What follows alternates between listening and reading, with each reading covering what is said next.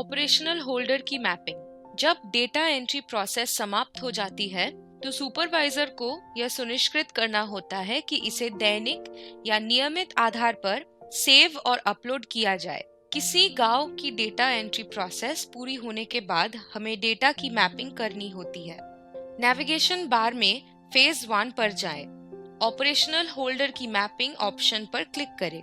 हम तहसील के भीतर गांवों में ऑपरेशनल होल्डर्स की मैपिंग प्रदर्शित करने वाली विंडो पाते हैं। मैपिंग का उद्देश्य: सर्वे करते समय आपको एक ऑपरेशनल होल्डर मिल सकता है जो किसी विशेष गांव में रहता है, जो दूसरे गांव या गांव में जमीन का संचालन कर रहा हो लेकिन उसी तहसील के भीतर हो। उन्हें एक अलग ऑपरेशनल होल्डर नहीं माना जाना जाएगा। इस प्रकार के ऑपरेशनल होल्डर्स को सिंगल ऑपरेशनल होल्डर के रूप में मैप किया जाना चाहिए, अन्यथा वास्तविक ऑपरेशनल होल्डर्स की कुल संख्या दिखाई देगी और किसी विशेष तहसील के भीतर संख्या में गलत वृद्धि होगी। यह डेटा तब राज्य स्तर और राष्ट्रीय स्तर की जानकारी दोनों को प्रभावित कर सकता है। तालिका 1 के निर्माण से पहले अनमैप्ड ऑपरेशनल होल्डर्स को एन्यूमरेटर द्वारा मैप किया जाना चाहिए। जिला क्षेत्र में आप केवल एक जिला देख सकते हैं जिसे अलॉट किया गया है। तहसील क्षेत्र में आप केवल एक ही तहसील देख सकते हैं जिसे अलॉट किया गया है। इसी तरह गांव के मैदान में आप केवल वही गांव देख पाएंगे जिन्हें अलॉट किया गया है। सूची बॉक्स से वांछित रेजिडेंशियल गांव का चयन करें। ऑपरेशन प्रकार सूची बॉक्स में यूजर को रिकॉर्ड लाने के लिए निम्नलिखित विकल्पों में से एक का चयन करना होगा: ऑल शेड्यूल्स, मैप शेड्यूल्स या अनमैप शेड्यूल्स। सभी अनुसूचियां उन सभी रेजिडेंट ऑपरेशनल होल्डर्स को प्रदर्शित करेंगी जिनके पास अन्य गांव या गांवों में जमीन है लेकिन चयनित गांव में रहते हैं।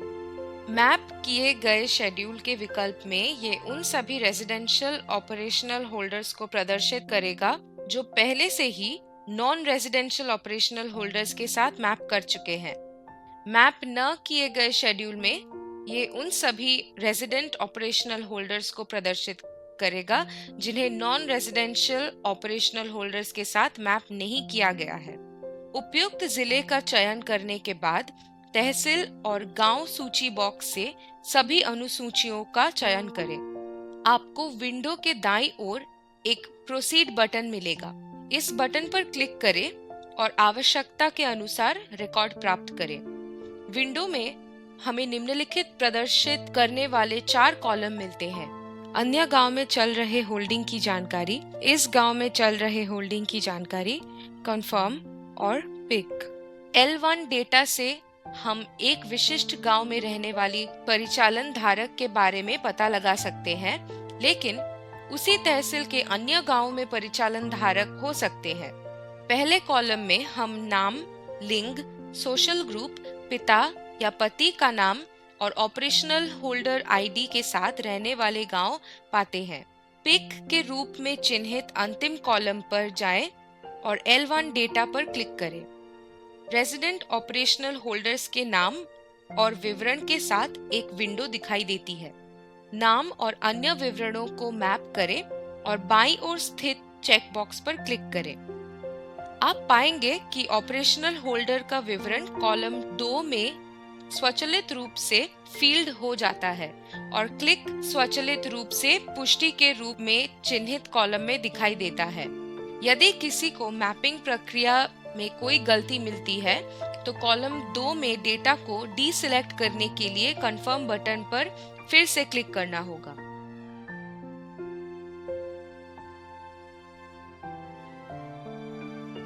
सेव बटन पर क्लिक करें।